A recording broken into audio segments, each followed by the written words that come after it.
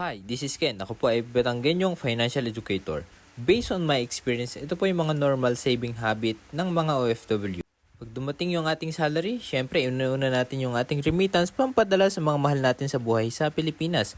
At syempre yung konting matitira siya yung gagamitin natin para sa ating mga expenses. Kaya naman kadalasan wala tayong masyadong naiipon. Pero ito dapat yung ideal saving habit ng isang OFW. Once na dumating yung ating salary, syempre unahin natin mag-save and mag-invest para sa ating future. And yung matira, doon natin pagkakasyahin yung ating expenses and yung remittance para sa mga mahal natin sa buhay na nag-aantay sa Pilipinas. Para na sa ganun, kahit umuwi tayo ng Pilipinas, meron tayong perang pagpapanimulan.